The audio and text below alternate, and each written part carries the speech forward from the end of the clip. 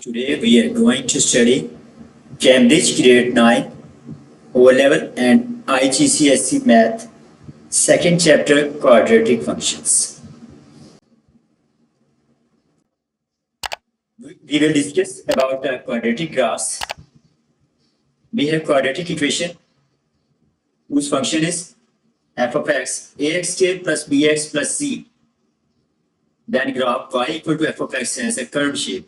We are looking, this one is curved shape, parabolic shape, and the second is this parabolic shape. Now we sketch graphs and study about it. At first, if coefficient of x squared is positive, that is ax squared. Here, a is positive.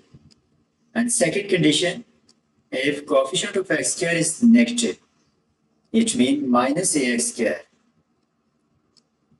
Here we can see that a is negative, that is a less than 0. The coefficient of x squared determines the overall shape of the graph. When a is positive, we are looking here in this equation, a is positive. Then parabola will have this shape, just like u. Just like u. This is shape. If coefficient of x squared is positive, the first one condition, then we have this shape, and this is the point, minimum point. In this shape, when a is positive, we will have minimum point. And when a is negative, here is second condition. Coefficient of x squared is negative, a less than 0. Then the parabola will have this shape. The shape of the parabola will be just like this. We say like this. Then it will have a turning or stationary point, and this point will be maximum. We conclude that if the coefficient of x squared is positive, then we have shape like this one we are looking. And the point 3 here in this picture shows minimum point. It is also called stationary point.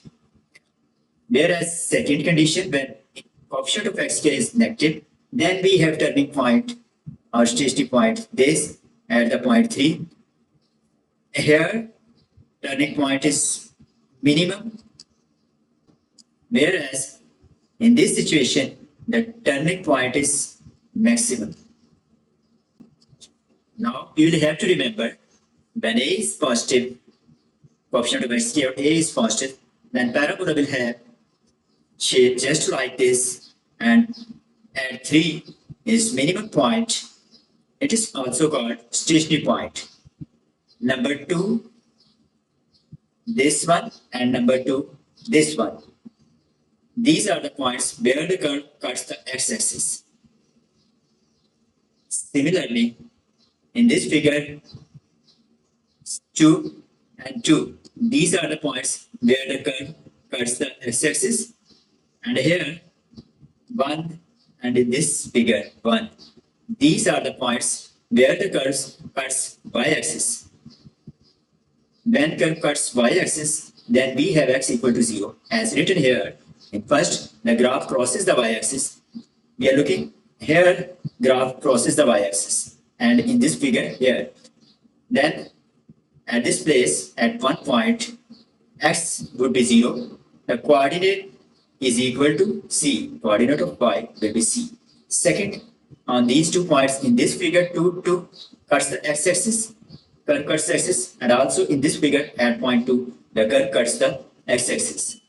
The graph crosses the x-axis when the graph crosses the x-axis, then y equal to 0. The x coordinates are roots of the function f of x. These are the roots of the function f of x. That is the values of x when we put y equal to 0. And at the point 3, quadratic graphs have one turning point. We are looking this one at 3 and this one at 3. These both points are turning point. This can be minimum, as we see Here in this figure, this turning point is minimum and it may be maximum. Here in this figure, this is the turning point at 3 is maximum. Since the parabola is symmetrical, we are looking at this parabola. This is symmetrical. If we draw a line from turning point, then approximately half in left side figure and half in right side. And if we draw from here a line, this line is called line of symmetry. Half the figure on left side and half the figure on right side. Since the parabola is symmetric, the turning point and line of symmetry, this is the turning point and this is line of symmetry. This is 3 number turning point and this is called line of symmetry. This is line of symmetry. Also, this is line symmetry. The turning point and the line of symmetry are halfway between the two roofs. As we see in this figure, this turning point and this line here at this place.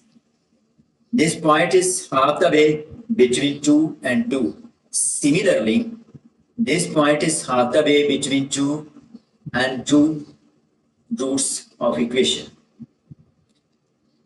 We can also find the coordinates of the turning point of a quadratic equation by completing the square. Must remember it. If f of x is given in this form a into x plus b square plus q, then the graph y equal to f of x at the turning point at, here we will see if here is positive p, we will write here negative p. If here is negative p, we will write here positive p. From here, we conclude that by method of completing square minus p and q, these would be the turning point. In this figure, we see this line, dotted line in blue color shows this is called line of symmetry. This is called line of symmetry. And at the point 2, we see 2, this is called turning point. This curve crosses y-axis at the point 3 where x is 0. This curve also crosses or cuts x-axis at the point 1 and point 3. Then the midpoint of 1 and 3, this is the midpoint. So turning point here will be x coordinate 2 and y coordinate 0. The vertical line of symmetry, as we are looking, this is the vertical line of symmetry in blue dotted. Graphs of all quadratic functions have a vertical line of symmetry. In all the graph, they will have a vertical line of symmetry. You can use this to find the maximum or minimum value of the function.